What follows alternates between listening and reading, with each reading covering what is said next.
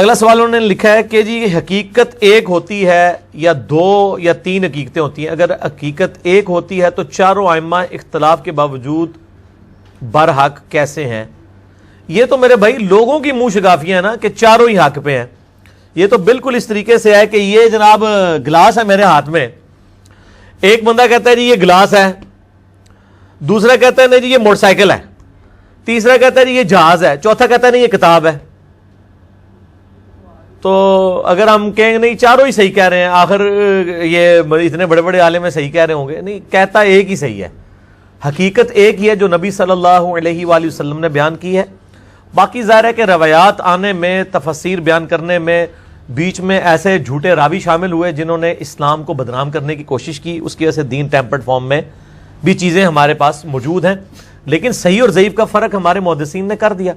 اس حوالے سے صحیح مسلم کا مقدمہ اگر آپ پڑھ کے دیکھیں، جو امام مسلم نے صحیح مسلم کا مقدمہ صحیح مسلم کا حصہ ہے جو میں نے پڑھایا ہے مسئلہ نمبر 36 کے اندر، ضعیف الاسناد اور من گھڑت احادیث کے فتنے کا تحقیقی جائزہ، امام مسلم نے صحیح مسلم کی پہلے 92 روایات اس دلیل پر لی ہیں کہ صحیح حدیث کیوں ضروری ہے اور جھوٹی حدیثیں کس طرح گھڑی گئی ہیں، اور تابعین میں کتنے بڑے بڑے کذاب ہیں جنہوں نے نبی علیہ السلام کے اوپر جھوٹ باندھے ہیں.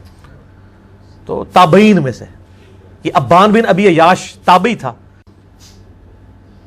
تو اب آپ دیکھ لیں یہ کذاب راوی ہے، اسی نے وہ روایت گھڑی ہے کہ سیدنا عمر رضی اللہ تعالی عنہ نے سیدہ فاطمہ کو شہید کیا، ان پہ دروازہ پھینک دیا، نعوذ باللہ. یہ جھوٹا آدمی ہے. تو تابعین میں بھی بڑے بڑے کذاب لوگ پیدا ہوئے ہیں. تو یہ حقیقت ایک ہی ہے. اب وہ روایتیں اگر جعلی ہیں تو ان کو اصول محدثین پہ دیکھا جائے گا. اور پھر سب سے بڑی حقیقت تو ہمارے پاس قرآن کی شکل میں موجود ہے. یہ فوراً روایتوں کے اوپر چلے جاتے ہیں. مجھے پہلے بتائیں کہ امت میں سے کتنے % لوگ ہیں جن کے عقیدے قرآن کے مطابق ہیں؟ اور یار آپ پاکستان کی 22 کروڑ آبادی میں سے 15 کروڑ سے زیادہ آبادی تو قرآن پاک کا پہلا صفحہ سورہ فاتحہ کا ٹیسٹ نہیں پورا کر سکتی. ایاک نعبد و ایاک نستعین. حدیثوں پہ تو بعد میں آئیں گے، پہلے یہ تو ٹیسٹ پورا کریں. یہ تو کبھی کسی بابے سے جا کے مانگتے ہیں، کبھی کسی قبر کے اوپر جا کے مانگتے ہیں، اور قرآن میں وہ نماز میں پڑھتے ہیں ایاک نعبد و ایاک نستعین، وہ نماز میں ہی رہ جاتا ہے. تو پہلے قرآن کے اوپر آئیں. قرآن ہماری ٹیکسٹ بک ہے. وَأُوحِيَ إِلَيَّ هَذَا الْقُرْآنُ لِأُنذِرَكُم بِهِ وَمَن بَلَغَ. اے محبوب صلی اللہ علیہ وآلہ وسلم فرما دیجئے قرآن میری طرف اس لیے وحی کیا گیا تاکہ اس کے ذریعے میں تمہیں ڈر سنا دوں، اور جس تک یہ کتاب پہنچ جائے وہ بھی اسی کتاب کے ذریعے ڈر سنائے، اسی کے ذریعے لوگوں کو تبلیغ کرے. قرآن کو لے کے چلیں نا، روایتوں کو بعد میں دیکھیں. اور روایتوں میں بھی یہ جو 2 مین کتابیں ہیں بخاری اور مسلم، اس پہ تو کم از کم اہل سنت کا اتفاق ہے. شاہ ولی اللہ دہلوی نے حجت اللہ البالغہ میں لکھا ہے کہ بخاری اور مسلم کی تمام متصل الاسناد مرفوع احادیث قطعی الصحت ہیں، ان کی صحت کے اوپر امت کا اتفاق ہے. تو پہلے یہ 7563 حدیثیں بخاری میں اور اتنی مسلم میں. یہ کو 15,000 روایتیں تو پہلے پڑھ لینا آپ، پھر اگلی پھر روایتیں دیکھیں گے. 80% دین تو اس میں کور ہو جاتا ہے، اور عقائد تو 100% قرآن میں ہے. قرآن بخاری مسلم پڑھتے نہیں ہیں اور روایتوں کے پیچھے پڑھتے ہیں. وہ جی حقیقت ایک ہے، جی وہ 4 ہیں. ایک ہی ہے میرے بھائی. جب آپ کو یہ سارے ٹیسٹ پڑھ لیں گے نا، آپ کو پتہ چل جائے گا کہ سارے فراڈ لے کے چل رہے ہیں. صرف صحیح بات جو ہے وہ بالکل واضح ہے، وہ کون لے کے چل رہا ہے وہ آپ کو خود بخود پتہ چل جائے گا انشاءاللہ تعالی. ہدایت اور صراط مستقیم کیا ہے؟ نبی علیہ السلام کا راستہ. اہدنا الصراط المستقیم، اے اللہ ہمیں سیدھے راستے پر چلا. شکر ہے سیدھے راستے پر، راستوں نہیں ہے. صراط الذین انعمت علیہم، راستہ ان لوگوں کا جن پر تیرا انعام ہوا. اور یہ کہتے ہیں جی جناب سارے ہی آگتے نے، تو پھر راستہ کیوں آیا ہے؟ آپ نے جو 4-5 راستے بنائے ہیں اس میں تو ایک راستے والا کہتا ہے کہ جو فاتحہ نہ پڑھے اس کی نماز نہیں ہے، دوسرا کہتا ہے جو فاتحہ پڑھے اس کے منہ میں جلتا ہوا آگ کا انگارہ رکھ دو، اور آپ کہتے ہیں دونوں ہی ٹھیک ہیں. تو یہ 2 راستے کس طرح بالکل 180 ڈگری ہو کے حق پہ کیسے ہو سکتے ہیں؟ ایک ہی بندہ بات صحیح کر رہا ہے نا. ایک بندہ کہتا ہے جی جناب یہ گلاس ہے، دوسرا کہتا ہے نہیں جی یہ گاڑی کھڑی ہے، تیسرا کہتا ہے جی موٹر سائیکل ہے. آپ کے جی سارے ٹھیک ہیں، اس طرح تو نہیں ہوگا.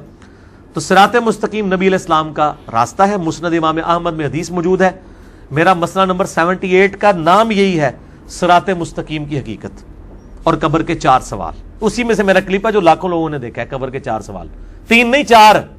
آپ یوٹیوب پہ جا کے لکھیں قبر کے 4 سوال. ہاں یہ آگئی آیت نمبر ہے 153 سورۃ الانعام.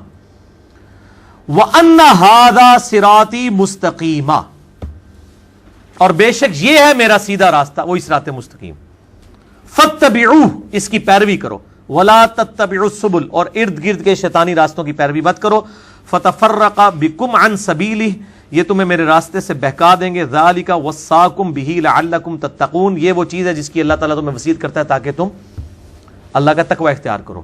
یہ آیت آپ علیہ السلام نے تلاوت کی، مسند امام احمد میں صحیح سند کے ساتھ حدیث ہے، مشکات میں شروع کا چیپٹر جو ہے نا کتاب الاعتصام بالکتاب والسنہ، کتاب و سنت کو مضبوطی سے پکڑنا، اس میں یہ حدیث ہے نبی علیہ السلام نے زمین پہ ایک لکیر درمیان میں سیدھی کھینچی، ارد گرد ٹیڑھی لکیریں کھینچی، اور پھر آپ نے یوں اس لکیر پہ ہاتھ رکھ کے کہا وَأَنَّ هَذَا صِرَاطِي مُسْتَقِيمًا یہ ہے میرا سیدھا راستہ، اس کی پیروی کرو اور ارد گرد کے شیطان کے راستے، اور آپ نے فرمایا کہ یہ ہر راستے پہ ایک شیطان بیٹھا ہوا ہے جو اپنی طرف تمہیں بلا رہا ہے، اور یہ سیدھا راستہ بیچ میں میرا ہے، یعنی نبی علیہ السلام کا راستہ اور اللہ کا راستہ ایک ہے، مَن يُطِعِ اللَّهَ مَن يُطِعِ الرَّسُولَ فَقَدْ أَطَاعَ اللَّهَ تو نبی علیہ السلام کا راستہ صراط مستقیم ہے، اور ظاہر ہے وہ وہی ہے جو قرآن حکیم کے اندر ہے۔ بس ٹھیک ہے، ہاں جی۔ غامدی صاحب کہتے ہیں کہ چاروں امام برحق ہے، وہ اس بنا پر کہتے ہیں کہ وہ کسی مسئلے کا بھی حل پیش کرتے ہیں اجتہاد کی بنا پر، آپ ان میں سے جس کے بھی مسئلے کو اختیار کر لیں وہ ٹھیک ہے۔ میں نے جواب دے دیا میرے بھائی کہ کسی کے مسئلے کو اختیار کر لیں وہ ٹھیک ہے، اس طرح نہیں ہے، دلیل کی بنیاد کے اوپر چیزوں کو لیا جائے گا نا۔ اگر ایک شخص بغیر دلیل کے یا کمزور دلیل کے اوپر بنیاد پہ وہ ایک دین میں مسئلہ کھڑا کرتا ہے، آپ دیکھیں نا امت میں نقصان پھر اس چیز کا کتنا زیادہ ہو رہا ہے۔ مثال کے طور پہ میں آپ کو بتاتا ہوں کہ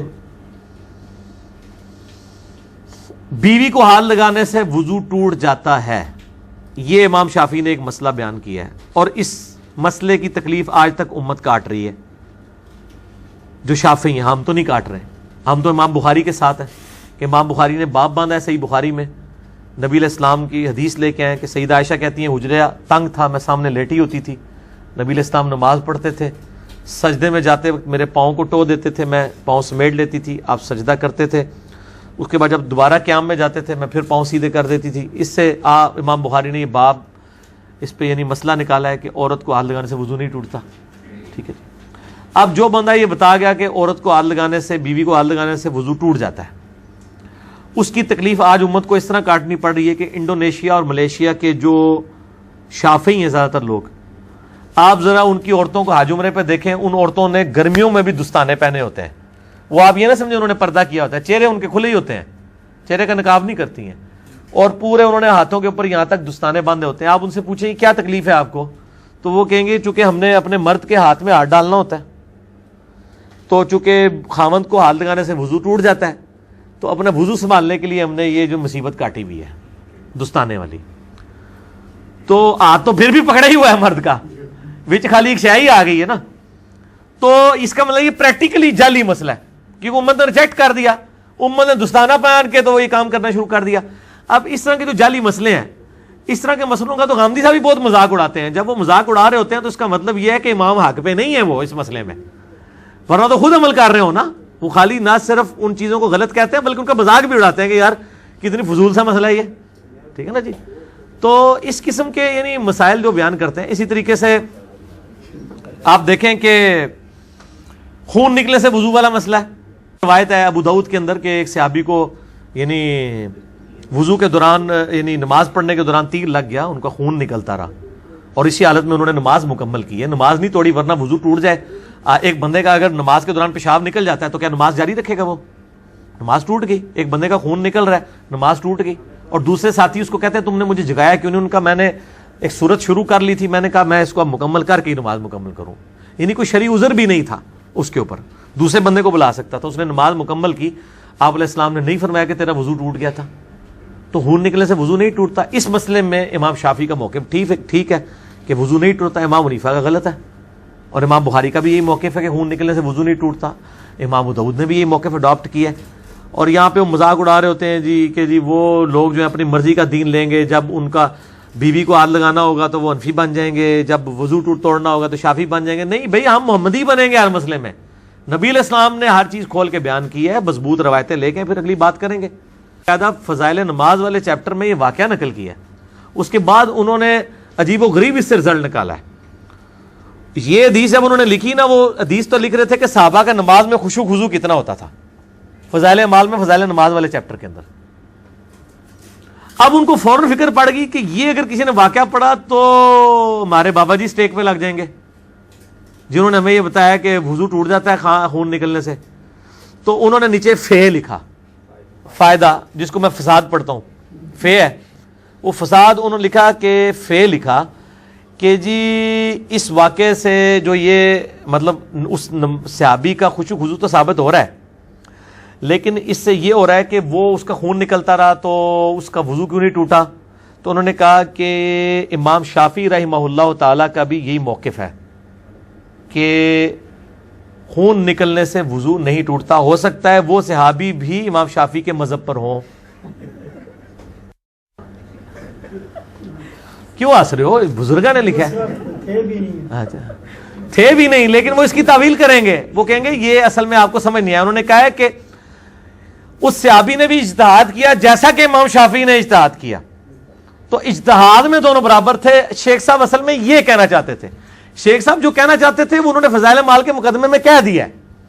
فضائل اعمال کے مقدمے میں شروع میں لکھا ہے کہ ڈاکٹروں نے مجھے چند دنوں کے لیے دماغی کام سے روک دیا کیونکہ مجھے ایسی دماغی بیماری لاحق ہو گئی تھی. تو میں نے یہ سمجھا کہ میں ان فراغت کے ایام کو اس بہترین مشغلے میں صرف کروں کہ میں یہ کتاب لکھ دوں جو میرے پیر صاحب نے کتنے عرصے سے مجھے ترغیب دلائی ہوئی تھی. تو میں یہ کتاب نہیں لکھ پا رہا تھا, تو مجھے ڈاکٹروں نے چونکہ دماغی کام سے روک دیا, اس لیے میں نے ضروری سمجھا کہ میں ان فارغ ایام کو اس کتاب لکھنے کے مشغلے میں صرف کروں. تو یہ کتاب انہوں نے اس وقت لکھی ہوئی ہے جب ڈاکٹروں نے ان کو دماغی کام سے روک دیا تھا. تو وہ اس لیے پھر اس قسم کے جملے نکلے ہیں. تو ظاہر ہے جب وہ شرعی معذور ہیں ہم ان پہ فتویٰ نہیں لگاتے, کیونکہ صحیح بخاری مسلم میں حدیث ہے کہ جو شخص پاگل ہے یا بچہ ہے یا مجنون ہے, اگر وہ مطلب اس سے کوئی اس طرح کی حرکت ہو جاتی ہے تو اس کے اوپر کوئی شرعی گرفت نہیں ہے اس حوالے سے.